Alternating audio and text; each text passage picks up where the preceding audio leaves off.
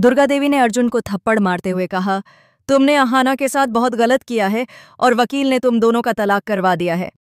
मेरे प्यारे दोस्तों, दंगल टीवी के मोस्ट पॉपुलर शो बड़े घर की छोटी बहू के आने वाले एपिसोड में आपको बहुत ही दिलचस्प मोड़ देखने को मिलेगा।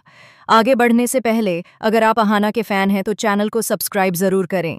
दुर्गा देवी को झकझोरते हुए मामा बोले, आज तुमने अपनी जिद और झूठी शान के लिए अपने बेटे की खुशियों की बलि किस्से चढ़ा दी। याद रखना, आज तुम सिर्फ एक बहू नहीं खो रही हो बल्कि उस लक्ष्मी को घर से निकाल रही हो जिसने तुम्हारे मकान को घर बनाया था। वही अहाना जिसने तुम्हारे हुनर को पहचाना, तुम्हें गुड़िया बनाने के लिए प्रेरित किया और समाज में तुम्हें एक नई पहचान दिलाई। आज तुमने उसी के चरित्र पर उंगली उठाकर उसे नरक की आग में झोंक दिया है। मामा की ये बातें पिघले हुए शीशे की तरह दुर्गा देवी के कानों में उतर गईं। वह कुछ कहना चाहती थीं, पर उनकी जुबान साथ नहीं दे रही थी। दोस्तों, अगर आप चाहते हैं कि अहाना को उसका हक मिले और आप उसके फैन हैं तो चैनल को सब्सक्राइब करें।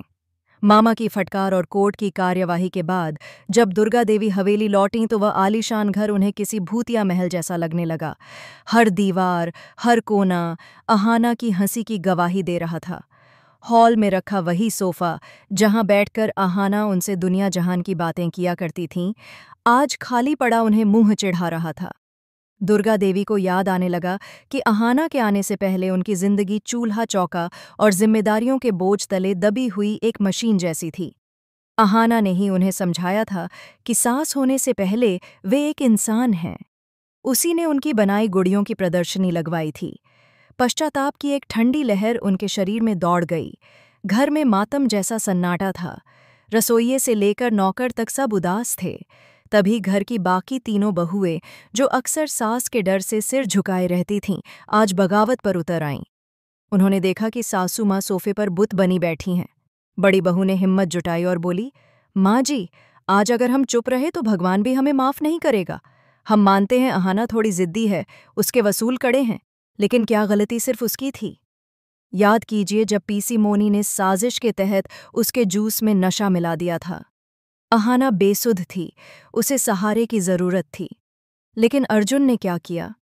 बिना सच जाने उसने सबके सामने अहाना के गाल पर तमाचा जड़ दिया। एक पत्नी अपने पति से विश्वास और सम्मान चाहती है, लेकिन अर्जुन ने उसे सिर्फ अपमान दिया। बहुओं की बातें सुनकर दुर्गा देवी का जमीर हिल गया। पीसी मोनी की चालें अब उन्हें साफ दिखाई देने लगीं। उन्हें महसूस हुआ कि उन्होंने अनजाने में अपनी ही गृहस्थी में आग लगा दी है। उसी पल दुर्गा देवी ने आंसू पोंछे और कसम खाई कि वह इस अनर्थ को होने से रोकेंगी, चाहे इसके लिए उन्हें अर्जुन और अहाना के पैरों में गिरकर माफी क्यों न मांगनी पड़े। कहानी में अब एक नया मोड़ आने वाला है। अगर आप अहाना के फैन हैं तो चैनल को सब्सक्राइब करें। अगली सुबह सूरज की पहली किरण के साथ दुर्गा देवी श्रुतो मामा के दरवाजे पर खड़ी थीं। रात भर के पश्चाताप ने उनके चेहरे को बदल दिया था।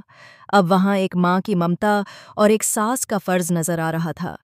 उन्होंने मामा का हाथ पकड़कर कहा, दादा, मुझे एक मौका दीजिए। मैंने अपनी आंखों से देखा है, अर्जुन का गुस्सा सिर्फ एक मुखौटा है। अंदर ही अंदर वह अहाना के लिए जल रहा है, तड़प रहा है।